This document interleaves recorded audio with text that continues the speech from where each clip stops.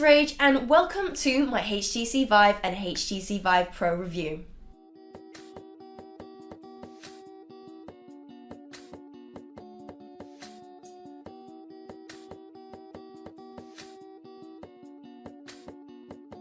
In this video, I'm going to be throwing at you some gameplay clips from the VIVE and the VIVE Pro. I'm going to be telling you the specification differences between the two headsets, but ultimately I aim to answer two questions you guys probably have. Question number one being, I'm new to VR, is the HTC VIVE something I should try? And question number two being, I already have the HTC VIVE, is the HTC VIVE Pro something worth upgrading to? Now I'm going to try and give you guys a completely unbiased review, but I would like to point out that this video would not be possible if not from the help of Scan Computers, who supplied the HTC VIVE and HTC VIVE Pro in this video, so thank you Scan for helping me make this video possible. As a Scan Computers customer myself, I do highly recommend them for your PC gaming needs. They have everything you need from the latest GPUs to the trendiest equipment. They are definitely the number one in my eyes for anything tech. Be sure to check them out in the description below. So firstly, why the VIVE? Why choose the HTC VIVE when there are hundreds of other VR headsets currently on the market, especially when this one is at the top of the price point? Well, I can say I've tried quite a handful of VR headsets, and the VIVE is one that I have no problems with and I definitely keep coming back to. However, some people do have a lot of trouble setting up the HTC VIVE and HTC VIVE Pro. This fact was kind of daunting for me, having never set up a VIVE myself before and being left to my own devices. I was a little scared. However, I was able to set it up with absolutely no problem. It was a complete doddle. A positive thing which I noticed straight away about the HTC VIVE is just the game availability that it has on Steam.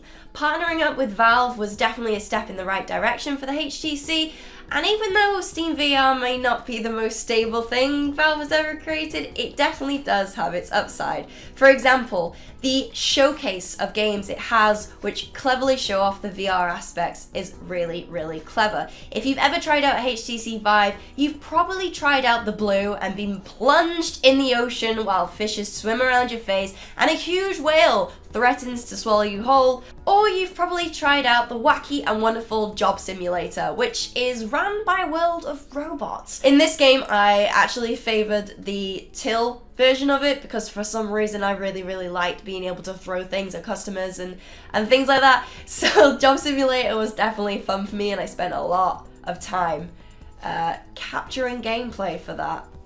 Yeah. But these are just some prime examples of some clever ways to show off the VR potential to everybody. But not only that, there are tons of freebies. You can endlessly scroll through the Steam VR library to see what picks your fancy.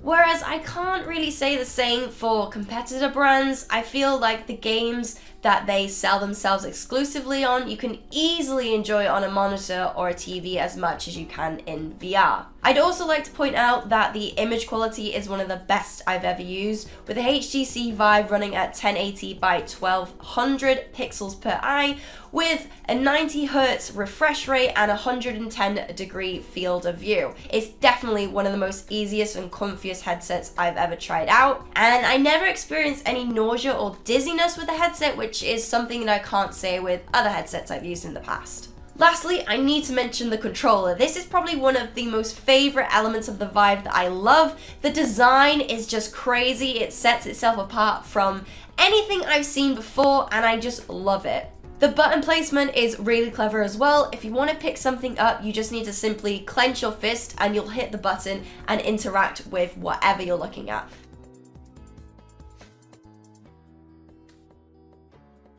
So those are the reasons why I love the VIVE, and if I was to purchase my own headset, I think it's clear which I would go for, but that's not the point of the video. The point of the video is trying to answer two questions, one that I have and one that potentially you have. Which should a new time VR user purchase? Is it worth biting the bullet and going for the HTC VIVE Pro full kit, or will the HTC standard VIVE suffice? And is it worth upgrading to the HTC VIVE Pro?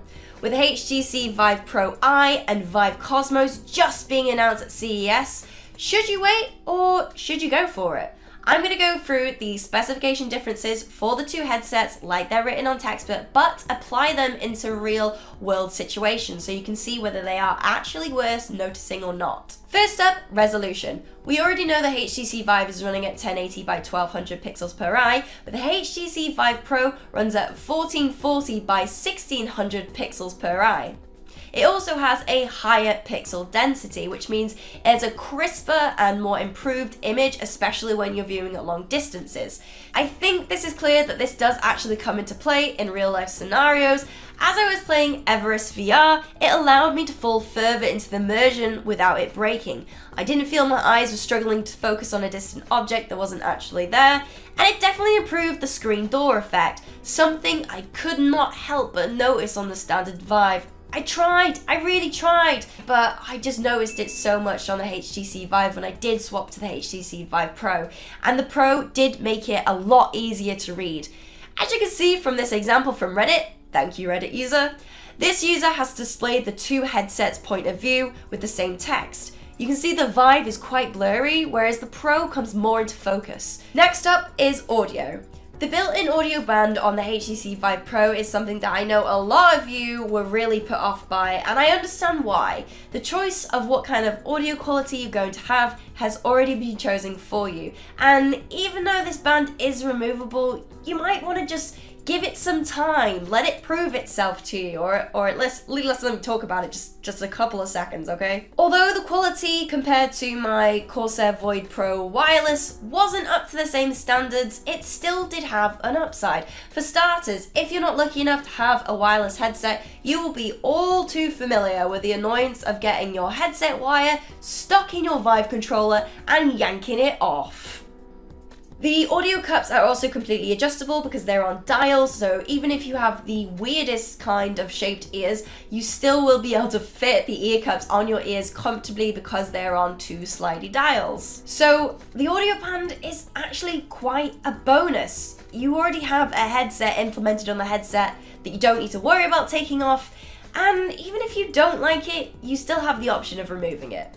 Even if I haven't convinced you, you can take it off. The wire situation with the HTC VIVE is something that was asked about so much when I took to Twitter and I asked you guys what you would like to know with the VIVE and the VIVE Pro. The wire situation came up straight away. So the VIVE has 3 wires in one cable and it attaches to the front of the goggles for some reason, then straddles along your head and down your back, which is not only incredibly uncomfortable, but it's also very heavy and unbalanced. Now, what the HTC VIVE Pro improves on is that it's somehow found a way to incorporate those 3 wires into one cable. Hey! Not only that, but it situated it somewhere different on the headset. So it's on the left side of the headset and it actually sits on the plastic of the headset and drapes around the back. So it's not on your head whatsoever, and it makes getting on the headset that much easier because you don't have to just combat with the Velcro straps and the wires. You just simply put it on and turn it with the dial. That's it. Speaking of the dial and what the headset is made of, the HTC VIVE Pro is actually a lot comfier to wear for long periods of time. The reason being is the VIVE, the standard VIVE, is made up of Velcro and elastic bands, which seems to be quite useful, but actually in real life experience, trying to adjust the elastic bands over your head while having the wires taunt isn't the great combination. What the VIVE Pro does differently is that it is fitted with a nice form-fitting plastic, and that plastic is also padded where it comes into contact with your head.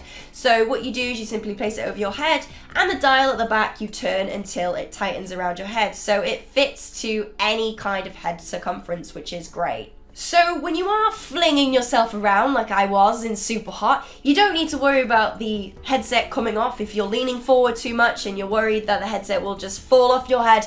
You don't have to worry about it with the Pro because it definitely feels like it's sturdy and it's set on your head and it's not going to move. Something that I personally found extremely useful, and apparently the internet doesn't find it as useful as I did, was the cameras on the VIVE itself. Now, what the cameras do is that it shows you exactly what is in front of you. So you can set your controllers down, you can move things around in your room, you can generally just move about without having to take the headset off, which is absolutely genius. Now, the Vive only comes with one camera on the front, whereas the Pro has two cameras. Did I notice a difference? Not really, no. I generally just used the camera so I could find out where my desk was, I could move my chair around. I didn't really use it to its, I suppose, massive potential, but HTC have stated that the two cameras can be used for motion tracking as well as incorporating your real life surroundings into VR, kind of like augmented reality, but it is completely up to the software developers to incorporate that. Might be something you're interested in. If it is, then keep that in mind. The last thing I want to mention is something that is actually extremely important. The HTC Vive Pro is compatible with the Steam VR 2.0 base stations. Now, what these do is that it can double your play space from 5 meters to 10 by 10 meters, creating an extremely large play area. Why someone would want that? Well, there's several reasons. One being it allows multi-user VR, and two being it can track more precisely where you are. There is loads more reasons on the HTC website, which I'm not going to read out, but I feel like this would be more catered towards VR parties and businesses that can really benefit from this feature. Personally, I don't think it's something that me and you, an average consumer, would ever use, but it is handy to know that as of January 2019, which is right now, the Vive, the standard Vive, is not compatible with Steam VR 2.0 base stations. So I've gone through and read the textbook specification differences, and although there may be more, these were the ones that I thought were worth mentioning. Now I can go on and answer the questions. Ooh! Okay, so question number 1. Which VR headset should I buy as a first-time VR user? I might be a little biased in this because this was the first headset which I ever tried out, but I think if you want an entry level to high quality VR standards that's not going to break the bank, I think the HTC Vive as standard is the obvious one to go for. The minor nuisances in this video that I did point out, you're not really going to notice unless you try on the Vive and specifically look for these different things that I've pointed out. For the sake of the video, I did go nitpicky, and after trying the Pro and the Vive out, I just wanted to make sure that I knew the differences straight off the bat. So unless you're a VR enthusiast, or unless you've tried out multiple VR headsets, you're not gonna really notice these nuisances that I've pointed out, and the Vive is actually pretty decent for its price point right now. If I was to buy a VR headset myself, I would go for the HTC Vive. I don't think that's a secret. I do really love playing with the Vive, and I'm sad to give it back to Scan. But if I do eventually buy a VR, I would go for the HTC Vive over the Pro, but that's because I'm an entry-level VR girl. I don't have that much experience with VR other than the casual headsets that I have tried out. Final question, is it worth upgrading to the Pro? If you are someone that considers yourself as a VR enthusiast, if you pay a lot of attention to detail, or if you use VR for long periods of time, I do think this upgrade would be beneficial for you 100%.